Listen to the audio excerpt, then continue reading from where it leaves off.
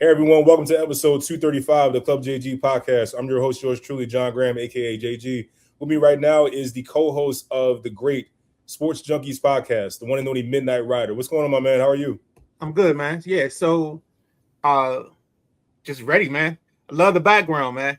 As you can tell, I'm a man of many backgrounds, but I like that club JG. Yes, sir. I appreciate that, man. Hey, so great time to be a sports fan. We got the NBA playoffs coming on. We just came off a really good college basketball season, but now this is the time where baseball is kind of starting to take over. But we also got the NBA playoffs coming in here. But before we get into any of that, tell our viewers a little bit about yourself, my man. Tell us more about Sidelines Junkies. What's the origin story there? How did this get started, and how did we get here today from where you are? Man, that's an interesting story. The journey started back in 2020, right before COVID hit. Me and one of the guys that's on the network now, Lee Ice, started a show called All In Sports. It was a 3-man show. We were supposed to be dressed up, doing a kind of a classy kind of a show. We met at the studio.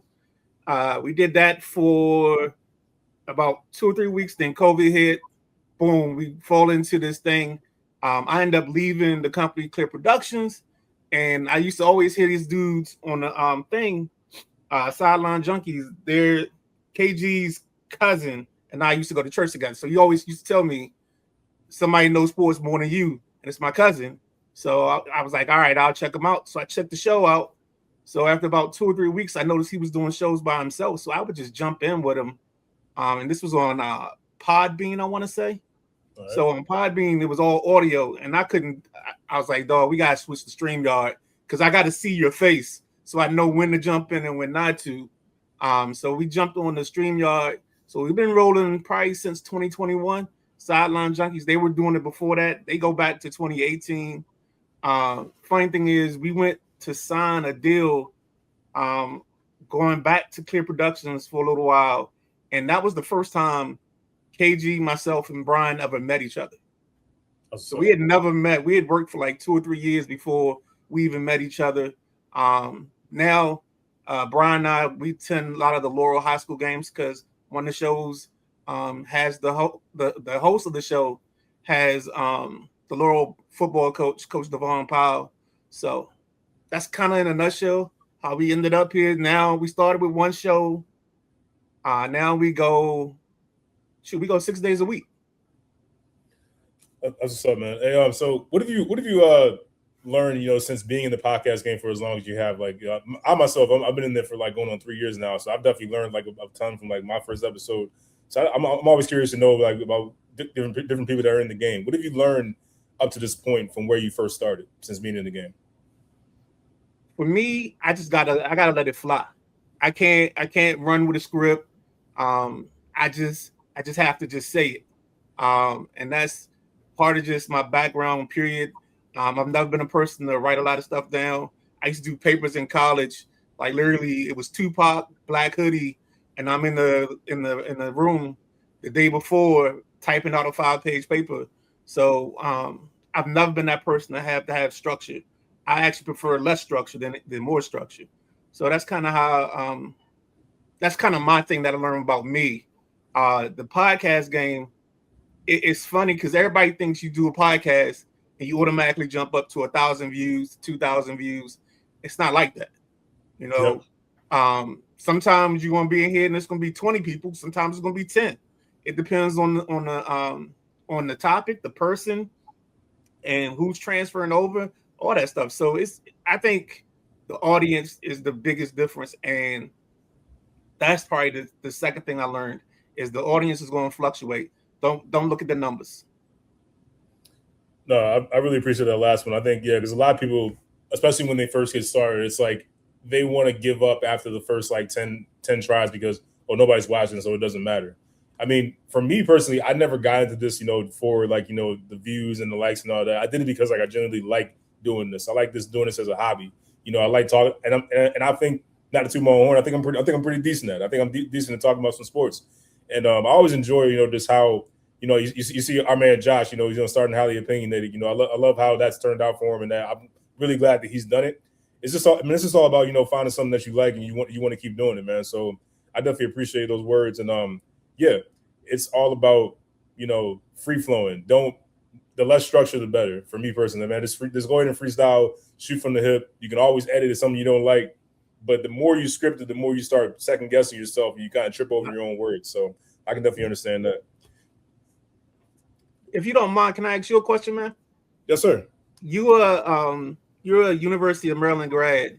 You're a legacy, if I remember the story correctly. Your pops went there. Yes, I want to say 79 to 81. Yes, sir. Ernie Graham. What's it like growing up in a house with a guy that has played college ball? Like, how did he push you or guide you on your path to be an athlete?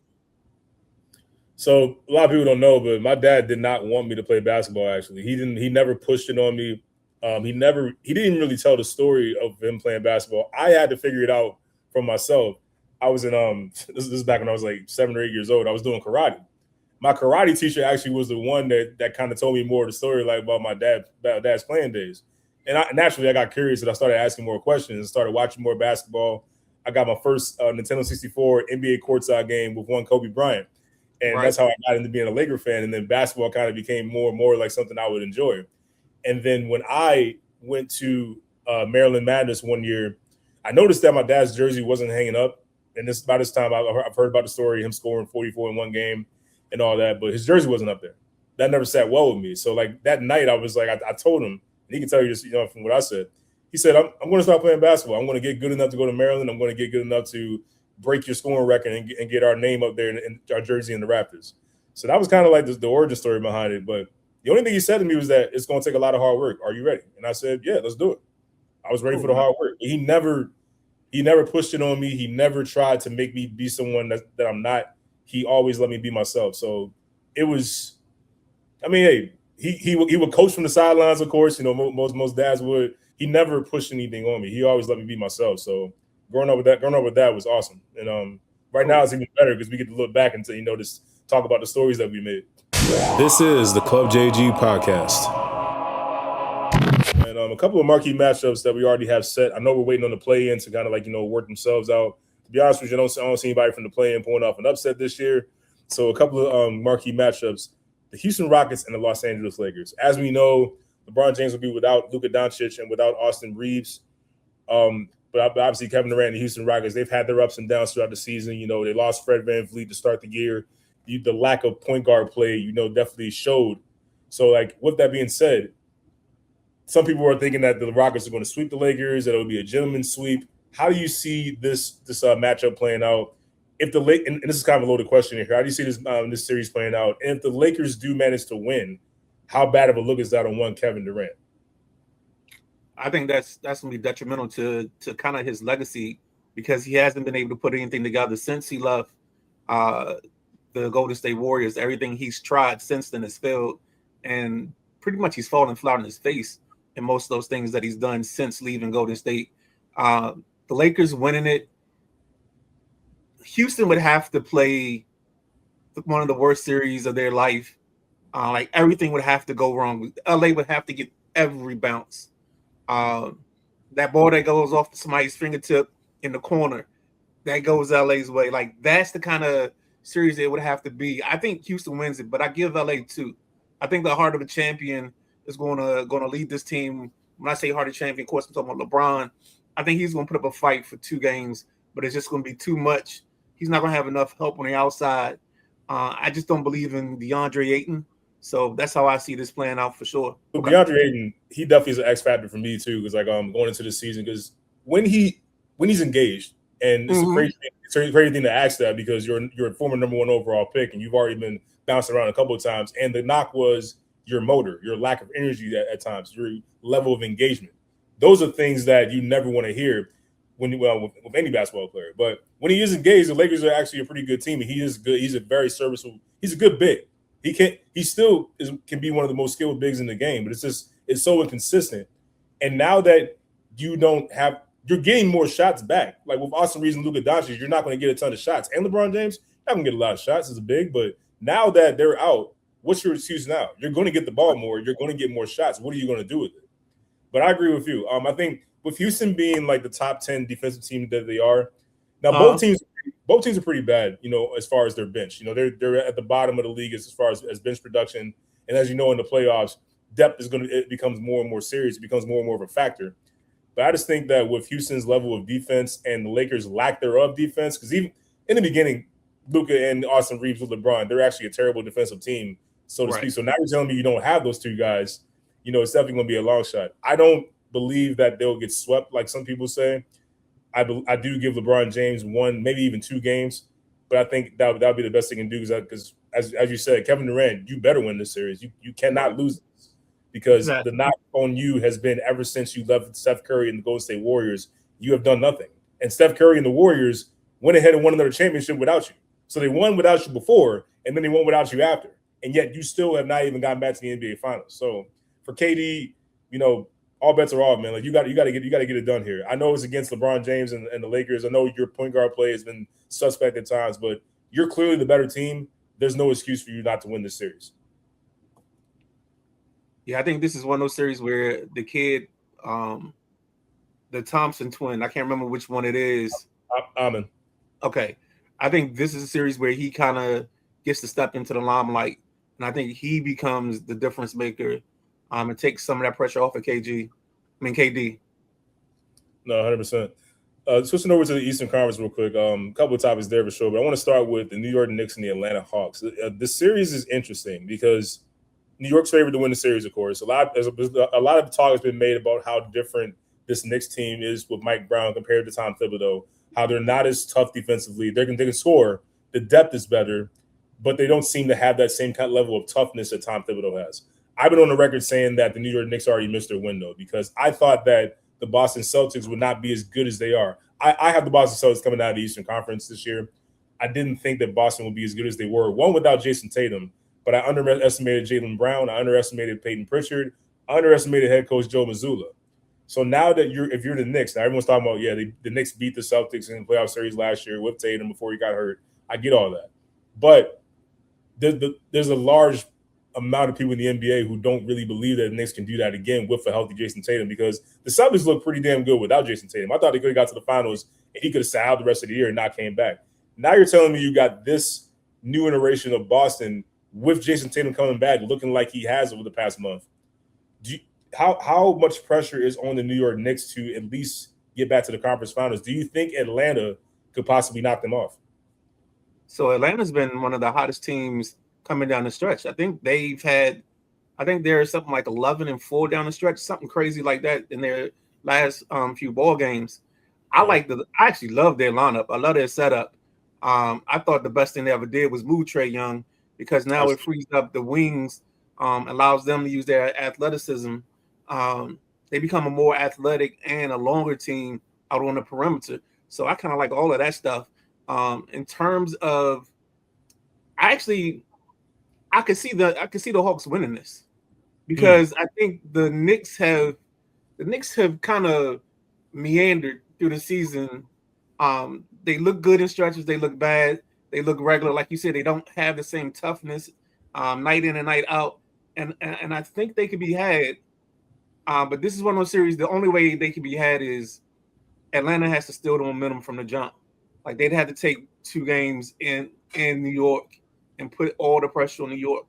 But other than that, I think this is probably the best series of one of the better series of the first round, to be honest with you, because I see a lot of matchups. I love the youth on the Atlanta side, and sometimes when you got a team that's that young, they too dumb to know that they're not supposed to be there. No, I get that for sure. No, Atlanta's intriguing for sure. They definitely got better since letting Trae Young go to DC. Jalen Johnson has taken that jump that a lot of people believed he would take. He's a first-round talent ever since coming out of Duke. Even though he didn't finish that season, everyone saw the talent that he possessed. Nickeil Alexander-Walker, who I think was in the running for Sixth Man of the Year, but he started so many games this year, he might not even be eligible for that. And he's also played tremendous. He has a career-high 20.3 points per game this year. Filling in for Trae Young, filling in as a starter, being a bench guy, whatever you need. That backcourt you put in there with Dyson Daniels, a former Defensive Player of the Year. They have everything you need to wreak havoc. And Atlanta, I was intrigued with Atlanta over the offseason. It's funny because they had Trae Young already, But then, you knew Jalen Johnson was coming back. They trade for Kristaps Porzingis. So you thought offensively they would take the next step. Well, here we are. Both of those guys are gone, and you still see Atlanta as like a possibility of, taking out New York. Now, how detrimental would that be for New York? Do you think Mike Brown survives that? Do you think the Knicks fire Mike Brown on the spot if they were to lose that series to Atlanta? Do you think players will probably get moved? I think you'd reshuffle the chairs on deck of the Titanic. But like you said, I totally agree with you. I think because Boston has played so much better than anybody thought. I think I had Boston as a 9 or a 10, in the play-in game. But Pritchard stepped up. I thought the sneaky move of getting Vucevic from Chicago. I thought that fit right into them. They just gave themselves a white Tito Horford or white Al Horford, and that's just how they did it. And they fit to what they do. They stick to what they do. They pass the ball, they move the ball around, and I think New York's window is definitely closed because you can only do so much, in my opinion, with Brunson, because I think he limits you to some extent because he is a liability defensively. They do have one of my favorite players, Josh Hart, on the team. I love Josh Hart, but I don't know. I think for what they gave up for Bridges, they're being cheated because he's not giving them what they need. And I think that move is the one that moved the needle because it pushed up the timeline, but it also shortened the window if he didn't play well. Yeah, and Mikal Bridges, very good player. He doesn't hurt you. He doesn't hurt your team. He's always available. He's a decent shooter, a decent defender.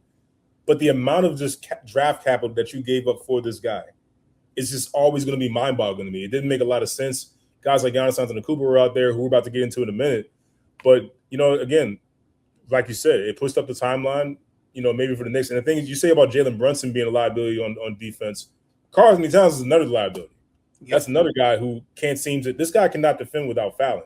I know you got Mitchell Robinson back there to kind of anchor that defense, but his health has been up and down, so he hasn't really been available like you would want. So Karl-Anthony Towns, a lot of times, is going to be in – well, he's going to be in them anyway, but pick-and-roll situations, him and Jalen Brunson will find themselves in, and they have to defend. You're not going to advance far in these playoffs just by scoring. You can outscore a lot of people during the regular season, but when the playoffs get here, if you cannot defend, you will be exposed. So your two best players, and me and Josh have had this conversation a few times, your two best players cannot be liabilities on defense as well. We just talked about that with the Lakers. Exactly. Totally agree. So moving on to Giannis Antetokounmpo, just a topic that, quite frankly, in my opinion, has gotten so tiresome. Like the Milwaukee Bucks recently, Doc Rivers stepped away from the Milwaukee Bucks.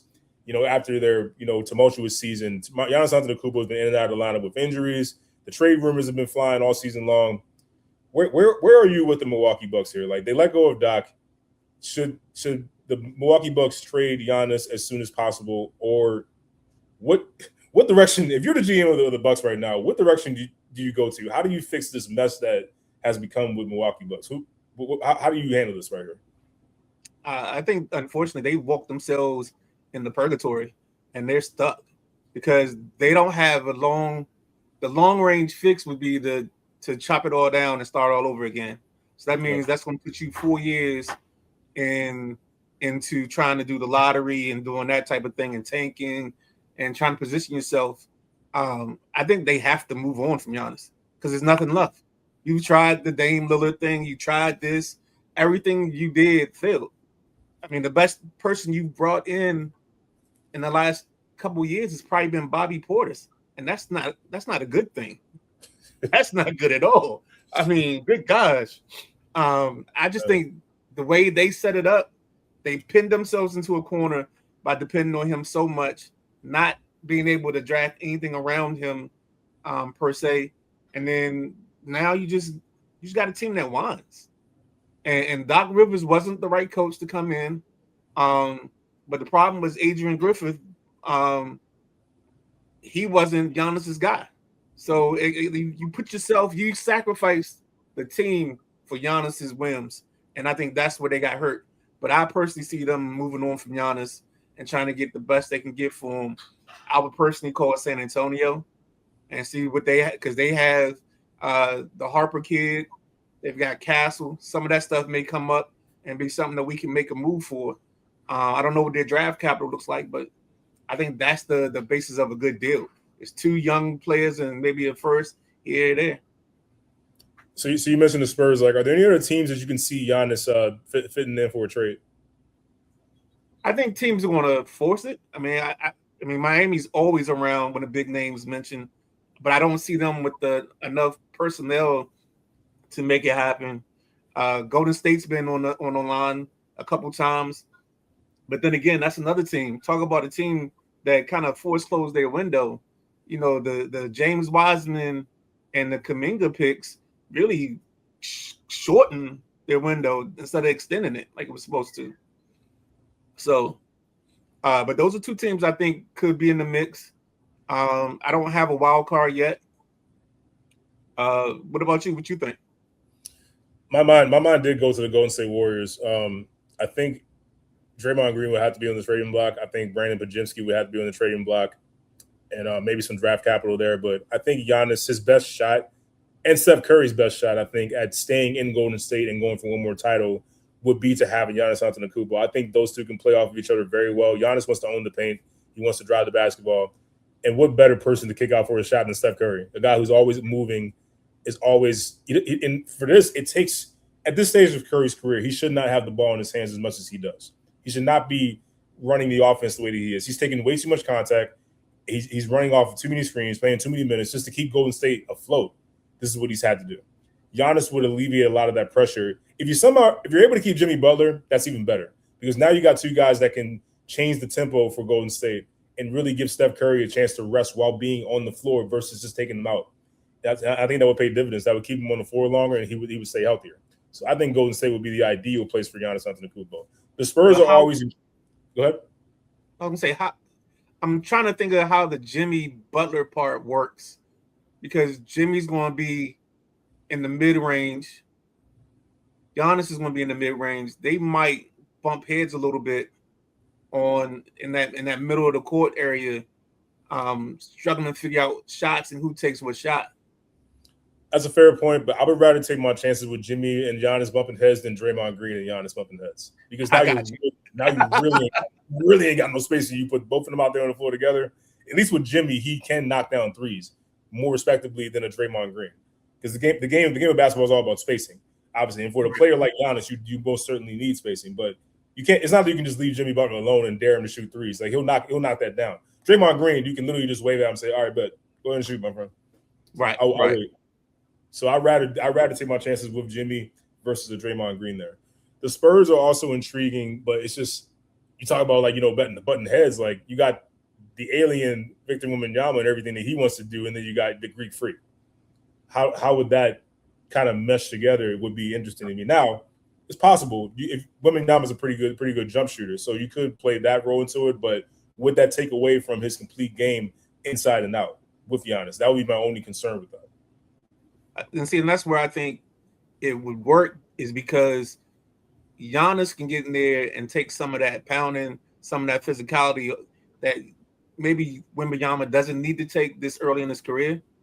You can save him a couple of the times banging with a big, with a guy that's like 230, 245 beating on him. He can kind of get himself operating in there. And then now when he's going to the basket and diving, you got Giannis there. Now you can't really help as much as you normally want to. So I think it frees up Victor in a way that if they play it right and they can be unselfish in the moment, it could actually work.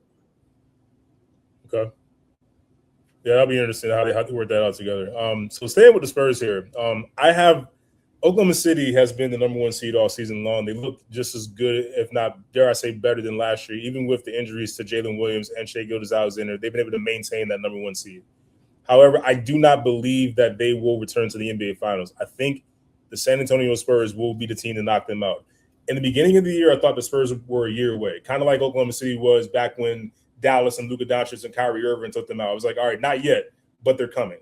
I saw that with the Spurs in the beginning, but what I've seen from Wembanyama, the level of physicality that he's shown on the offensive side of the ball and the dominance on the defensive side, combined with Stephon Castle, combined with De'Aaron Fox playing as well as he is, Keldon Johnson being the 6th man of the year candidate, Dylan Harper filling in as well as he has. I feel like the Spurs have that mindset and the psyche because they've owned Oklahoma City in the regular season. How much stock you put into the regular season, to each their own. But something tells me I feel like the Spurs are going to knock off Oklahoma City and stop them from getting back to the NBA Finals. Where's your head with that? Unfortunately, I'm on the other side of the spectrum on that because I think the Spurs are going to struggle with the Denver Nuggets, and I think the Nuggets take them in 7 and win Game 7 to advance. And the reason I think that is because we haven't had playoff Jamal Murray on a consistent basis. Now, you can get playoff Jamal Murray, you can get Jokovic playing the way he's been playing all season. I think they become a threat, and I think because they're different, makes it harder on San Antonio to match up as opposed to OKC. Like when I see San Antonio OKC, I see the Spider-Man meme because I feel like they're built the same. Long, rangy, athletic wings, solid guards with SGA and De'Aaron Fox. I just see so much similarity that I think the one wild card is the team that's not like them, and that's the Nuggets. Now, I do have OKC going back to the final, but I have them beating the Nuggets. I think the West, the last 2 series are 7-game series. And we get the best of NBA basketball at its finest. So you think OKC ultimately gets back to the finals and takes out Denver? They take out Denver, yep. And then I think they beat Boston in the finals. Did they repeat as champions? Yep, they repeat as champions. It's not a bad pick at all. I mean, like I said, OKC's been fantastic all year long. Like great coaching from Mark Daigneault. The bench has shown they can win without SGA. Keep things stable. And none of us are saying that they can make a finals run without SGA. Like we're not getting crazy here, but the way that they've been able to stay stable throughout the season and keep that number 1 seed has been really impressive. This is the Club JG podcast. Midnight Rider, before I get you out of here, man, you up for a quick talk on the NFL draft coming up? Oh, of course. Anything, man. Fernando Mendoza. I've been getting a lot of heat, for what I've said about Fernando Mendoza, questioning if he is a franchise quarterback here. Now look, I think he's a good player. I think he will be a very good NFL starting quarterback when his time is coming. Obviously, the Raiders went out and signed Kirk Cousins to be that day 1 starter and ease Fernando into it. But when I look at that Indiana team that Fernando Mendoza came from, I couldn't help but say it gave me shades of one J.J. McCarthy. And when I say that, not saying that they are the same players. I'm not saying that at all. But what I am saying is that what's around Fernando Mendoza, what was around J.J. McCarthy, I think made them look better than say a Ty Simpson, just like the competition they went against, the throws that Ty Simpson was able to make on the NFL level. If you want to get specific with that, Darren Orlovsky of ESPN can do that better than I can. But I listened to what he was saying about that. And it was an interesting point. It's not that Fernando Mendoza can't make NFL throws. I'm not saying all that. But when I look at the window dressing, like the great receivers, the dominant offensive line, the guys were older than most college athletes normally would be. You're talking 25, 26-year-olds in the offensive line. It's grown men going against kids. You got a 2-headed monster at the running game to hand the ball up to. Indiana ran the football 60% of the time. He wasn't really asked to throw a lot. Kirk Signetti, the great coach that he is, that's how they won games, along with a really good defense. But that just reminded me of that Michigan team that also won a national championship game. But two great running backs, Blake Corum, Donovan Edwards, great offensive line, good defense. J.J. McCarthy just, willing and dealing when he needs to, but it was a heavy run game. With all that being said, do you think Fernando Mendoza is what we define a franchise quarterback, meaning Jalen Hurts, Matthew Stafford, Josh Allen, Lamar Jackson, Patrick Mahomes? Nah, I mean, you said it best. And it's actually ironic because the guy I coined the term for, I call him 72 and Sunny. That's Kirk Cousins. And the fact that he's his backup. And when I watched Mendoza, I saw the same things you saw. I saw a guy that benefited from the talent around him. One of my draft things is I think if somehow the Rams can get their hands on Omar Cooper, I think the league's in trouble because that allowed them to move on from Devontae in a year, and he fits what they do. If the Rams can get him or Kenyon Sadiq, I feel like that's a cheat code. in that team. So, but back to Mendoza, yeah, I think he's a 72 and sunny guy. I think he needs everything around him to be operational, and I really feel like they need to get this line set up because the guy that's going to be their difference maker is going to be Genty. He's going to need Genty to be a difference maker, and a franchise back in order for this to work. And if he doesn't, then I don't know if they have enough on the outside to make it work from a talent standpoint at receiver to make it viable for him. So that's why I think it goes. I think he goes the first 6 games sitting out, and then Floby haircut gets mad because his number 1 pick is sitting on the bench, and he says something, and that's when they make the move from Kirk to Mendoza.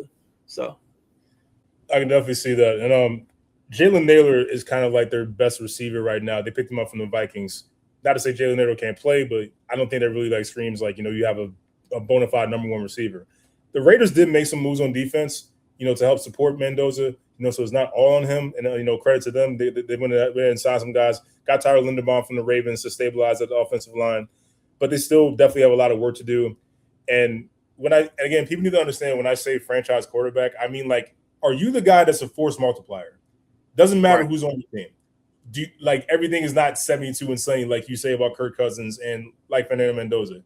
It's nasty out there. Like, it's raining, snow, sleet, whatever's coming your way, a hurricane, and you still find a way to get it done and be at least have your team be relevant. We know who those guys are: Lamar, Joe Burrow, Josh Allen, Mahomes, etc. Those guys, it doesn't matter what it is, they find a way to keep their team afloat and give them a chance.